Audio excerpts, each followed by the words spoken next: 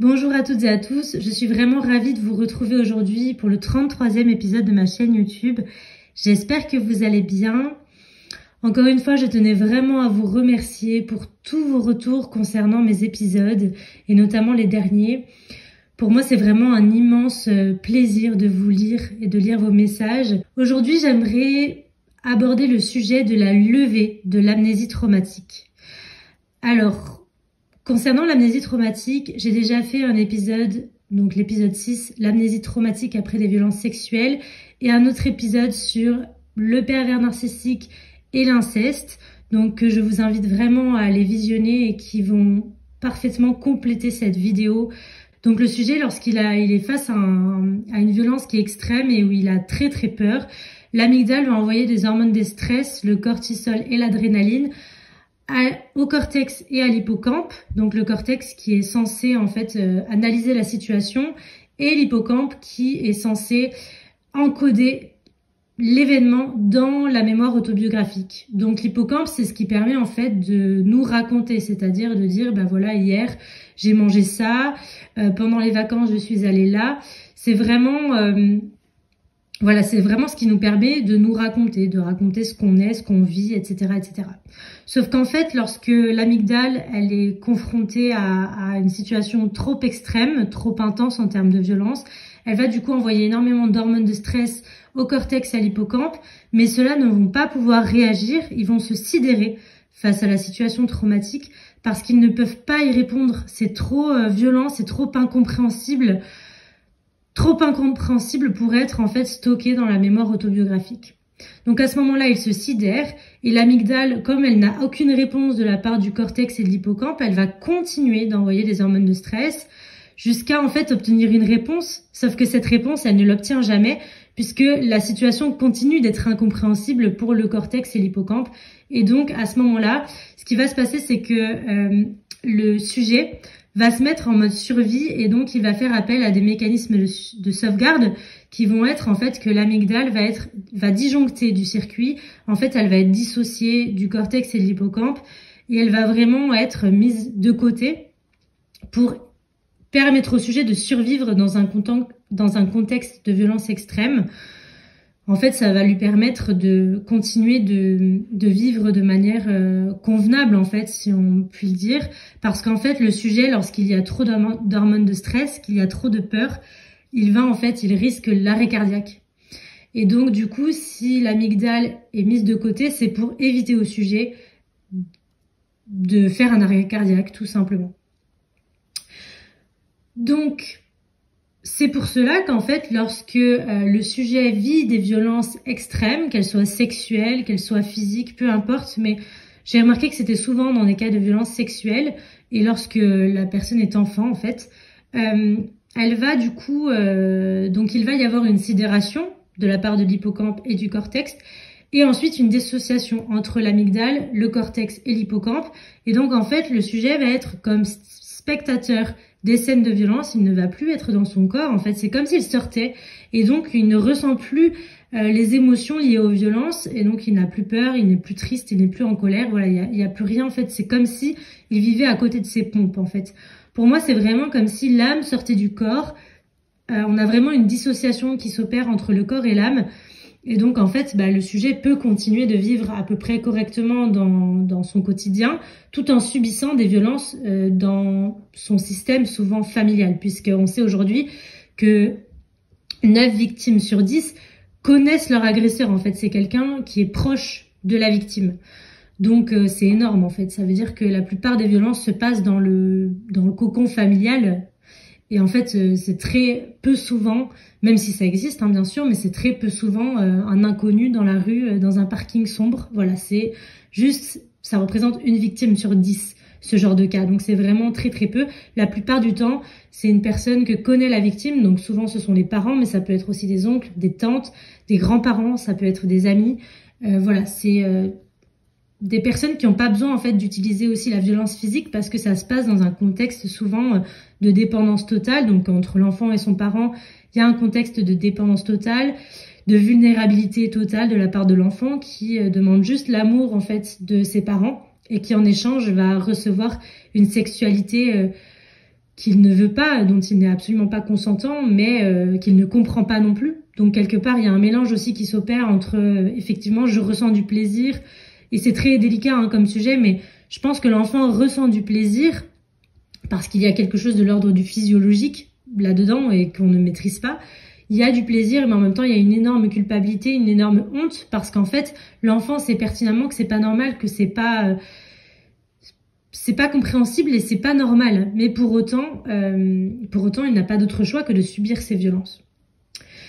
Donc voilà, en fait, l'enfant va se construire de cette façon-là et donc souvent il va oublier les souvenirs parce que comme c'est trop douloureux, que c'est trop violent, et bien en fait il va complètement occulter les souvenirs traumatiques.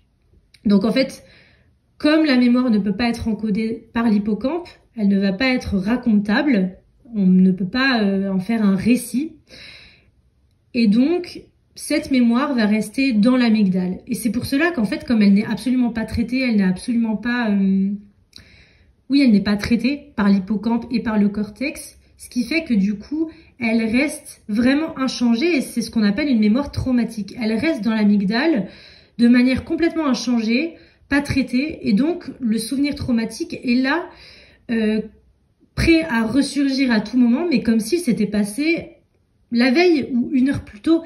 Donc c'est vraiment très traumatique pour les personnes qui revivent le traumatisme des années plus tard, parce qu'en fait c'est comme si elles le revivaient à l'identique, comme si l'événement s'était passé quelques jours plus tôt.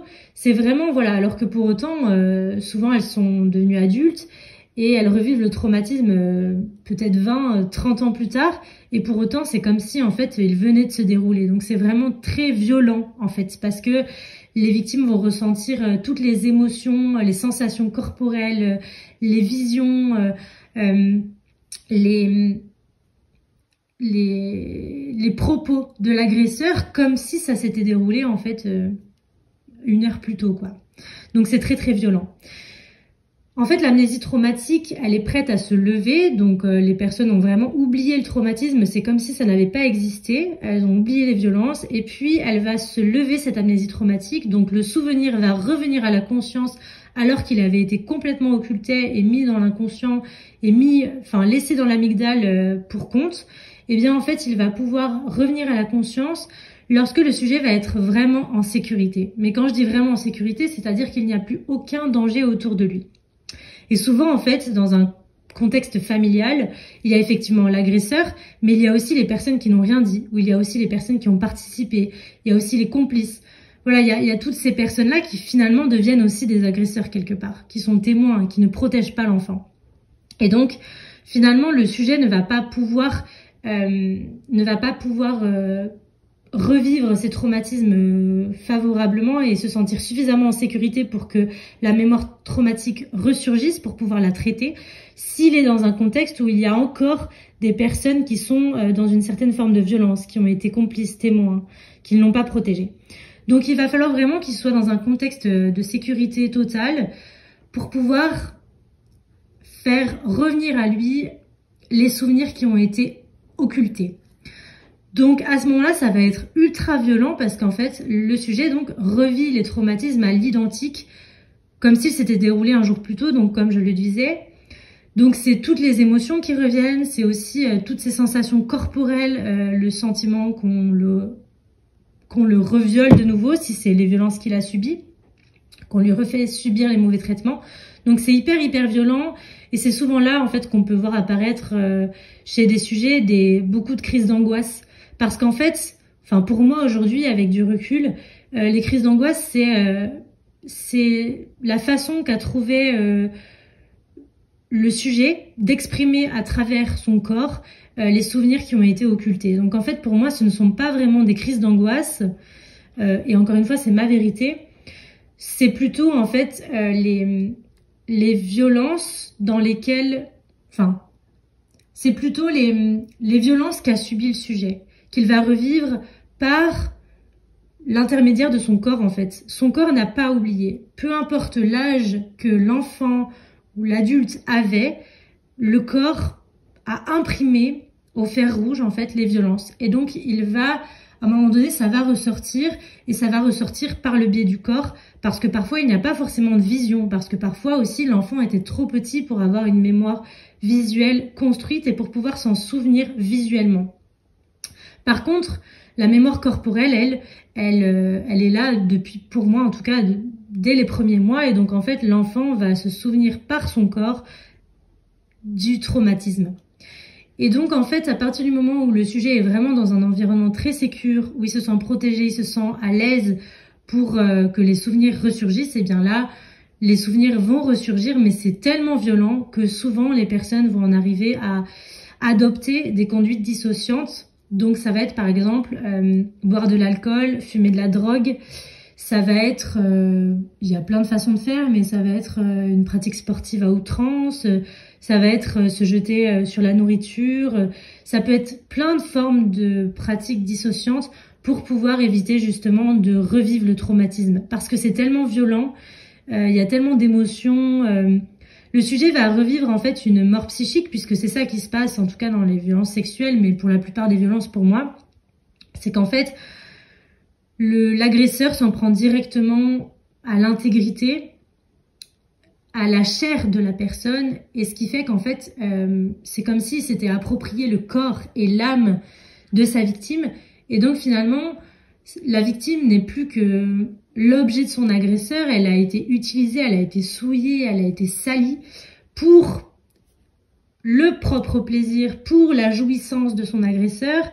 Et donc c'est vraiment, c'est comme s'il lui avait retiré en fait son statut d'être humain et que la victime n'était plus que qu'objet, que chose, que son faire-valoir, son ustensile en fait. Et donc c'est vraiment très très violent pour la victime parce qu'en fait, de nouveau, elle revit ce qu'elle a pu ressentir et ce qui finalement avait été occulté aussi pour les bonnes raisons. Parce que si elle avait occulté tout ça, c'est bien parce que c'était trop traumatisant pour pouvoir vivre avec. Mais à ce moment-là, en fait, le fait de lever l'amnésie traumatique, ça va lui permettre aussi de comprendre énormément de choses sur elle, de comprendre aussi pourquoi elle répète certains mécanismes, pourquoi elle a vécu certaines choses et pas d'autres, pourquoi elle se met sans arrêt dans les mêmes situations, dans les mêmes schémas répétitifs, pourquoi elle se place à une certaine place et pas à une autre. Donc voilà, il y a plein de choses qui se jouent, qui se sont jouées pour elle, en fait, du fait de ne pas se souvenir de ces traumatismes-là. Donc, quand elle est prête à se souvenir et qu'elle fait revenir à sa conscience, c'est inconscient, hein, c'est parce qu'elle se sent suffisamment en sécurité, mais elle dit pas à un moment donné, ok, je suis ok pour me souvenir. Ça se passe pas comme ça, hein, c'est à un moment donné, en fait, on considère, alors je sais pas qui, comment, pourquoi, mais on considère qu'elle est prête à se souvenir et que ça va aussi lui permettre d'avancer. Pour moi, c'est essentiel de se rappeler de ces souvenirs-là parce que ça permet de comprendre énormément de choses sur soi et surtout de se délester du poids, du fardeau de ces traumatismes parce que vraiment, ça représente un fardeau en fait. C'est-à-dire que si on ne se rappelle jamais de ces traumatismes-là, en fait, on va sans arrêt répéter des situations qui nous y ramènent nécessairement. On va sans arrêt répéter, reproduire les mêmes schémas, que ce soit avec nos enfants, mais que ce soit dans n'importe lesquelles de nos relations. Et en fait, on va forcément être dans des relations toxiques, malgré nous, parce que tout simplement, on se rappelle pas en fait. Je vous remercie beaucoup d'avoir écouté ce 33e épisode de ma chaîne YouTube. J'espère qu'il vous a plu. N'hésitez pas à l'aimer, à le partager autour de vous à des personnes qui en auraient besoin. Et n'hésitez pas non plus à vous abonner à ma chaîne YouTube. Voilà, je vous rappelle que mon livre « La perversion narcissique dans son lien à l'autre » est disponible absolument partout. Et je vous dis à très bientôt pour un nouvel épisode.